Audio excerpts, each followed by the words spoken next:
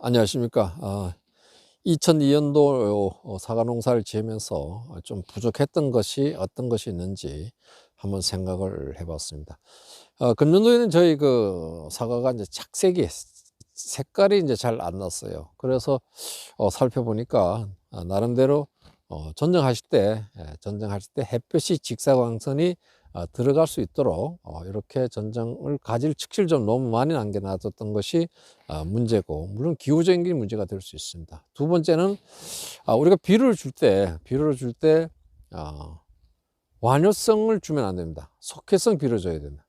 그래서 보면은 이제 원형형 비료 중에서도 마그네슘과 풍소가 들어있는 비료를 살포를 하면 되는데, 거기에 보면 이제 속해성 있고 완효성이 있어요. 그래서 속해성 비료를 5월까지 줘야 된다. 5월 달까지 그랬었고, 6월 달부터는 미량요소 한 달에 한 번 정도 미량요소를 뿌려주면은 착색 내는데 도움이 되지 않을까 이렇게 생각합니다. 그래서 제가 금년도에 착색을 못 낸 이유가 비료에 대한 거, 그 다음에 전정에 대한 거, 요것이 제가 좀 소홀하지 않나 이런 생각을 해봤습니다.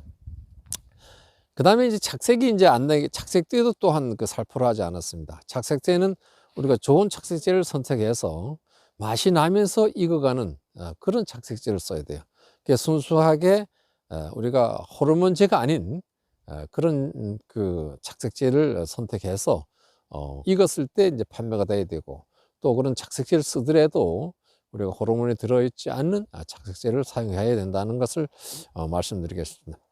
이 전국적으로 이제 과일이 맛이 좋다고 해서 사 드셔야 되는데, 맛이 없다 하면 과일 전체가 맛이 없는 과일이 돼버려요. 그러다 보면 우리 사과 농사는 결국은 사회로부터 예민받게 됩니다. 그래서 제가 이제 사과를 다니면서 이제 많이 먹어보는데, 너무 착색제를 많이 쳐가지고 사과만 겉으로만 있고 안에는 익지 않은, 그야말로 전분이 아주 그대로 남아있는 그런 과일을 저는 호텔 이런 데 가서 먹어본 적이 있습니다. 그래서 우리 가온물 하시는 분들은 그러한 호르몬에 들어있는 착색제보다는 우리가 복합 비료로 되어 있는 그런 착색제를 사용을 해서 갑작스레 뭐 많이 사용하는 것이 좋죠. 어떤 사람은 막 사용하는데, 기간을 두고 5주, 수확 5주 이내에서부터 3주 사이에 1주 간격을 해서 한 두세 번 정도 살포하면 착색이 잘 난다. 그러나 금년도 저는 이제 착색제를 사용하지 않았던 것이죠. 그래서 착색에 좀 문제가 좀 있었다 이렇게 말씀드리고, 그러니까 이제 전정하는 부분 소금 전정을 좀 더 올해는 더 해서 햇볕이 잘 들어갈 수 있도록, 태양의 직사광선이 비칠 수 있도록 이렇게 해야 되겠다는 생각이 들고, 종로는 계속 따면은 계속 남아있는 것이 과일이 커져요. 그래서 결국 나중에는 거의 다 아주 대가들만 땄습니다. 그래서 한 나무당 한 12만 원 정도 이렇게 나왔어요. 전부 다 저는 개인으로 이제 판매하고 있습니다. 그렇게 돼 있고, 후지 같은 경우는 이제 또 하나는 마지막 적과를 이제 하지 않았다는 거예요. 마지막 적과는 이제 수확 한 달 전까지는 적과를 해야 됩니다. 그때 수확 한 달 전까지는 측지에 달려있는 과일 중에서 그 측지에 가장 작은 과일은 다 따주는 게 좋습니다. 그래서 최소한 남아있는 과일이 커질 수 있도록 이렇게 해야 되고, 그 다음에 이제 그 가리를 우리가 뭐 인산가리를 인산칼슘 이걸 쳐야 되는데, 저는 이제 인산칼슘을 못 쳤어요. 인산칼슘 다 준비해 놓고 시기적으로 뭐 좀 맞지 않아 가지고 안 쳤는데, 인산칼슘을 줌으로 인해서 사과의 맛이 틀려집니다. 인산은 뭡니까? 힘과 에너지를 준다고 하고, 전분이나 당분을 분해해 주는 거예요. 그러다 보니까 사과가 아삭하게 만들어지게 할 수 있는 것이 인산입니다. 인산. 그래서 우리가 사과를 따먹다 보면 뭐 전분 냄새가 많이 난다, 그러니까 아직 안 익었다는 얘기죠.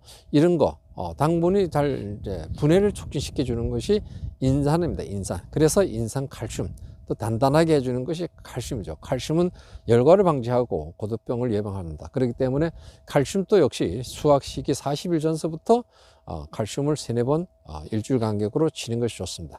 가리와 칼슘은 기량작용합니다. 반드시 일주일 간격을 두고 살포를 하는 것이 좋겠다 이렇게 말씀드립니다.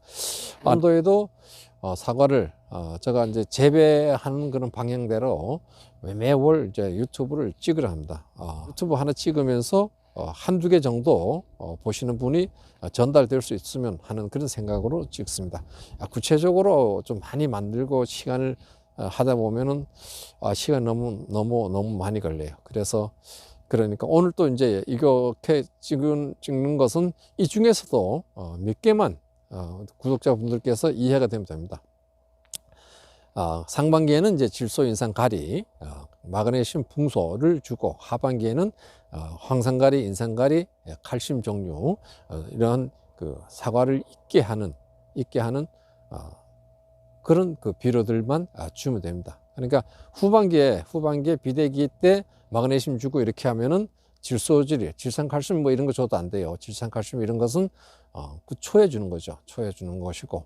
그래서 이렇게 생각해 보시면은 이렇게 제가 얘기한 것을 이렇게 정리를 좀 해 보시면은 무슨 소리인지 이제 알 수 있을 겁니다. 그러니까 일단 그 비료에 대해서 우리 질소는 자라게, 인산은 나무가 자라는데 힘과 에너지인다. 근데 꽂는 분할을 촉진해주고 뭐 이런 그런 거고, 가리는 숫기 조절해주고 잘 자라는 것을 좀 천천히 자라게 해주는 것이 이제 가리죠. 그리고 과일을 형적으로 크게 해주는 겁니다. 그러나 뭐 형적으로 많이 크라고 자꾸 많이 주게 되면 더 과일이 안 크는 거예요. 단단하게만 해주는 그런 역할을 하기 때문에 칼슘과 거의 비슷한, 견고하게 하는 거, 단단하게 하기 때문에 과일이 단단해지기만 하고 크는 것은 제한받습니다. 그래서 한두 번 정도 이렇게 기회를 맞춰서 분산해서 쳐주는 것이 좋겠다 이렇게 말씀드립니다. 오늘 여기까지 하겠습니다. 감사합니다.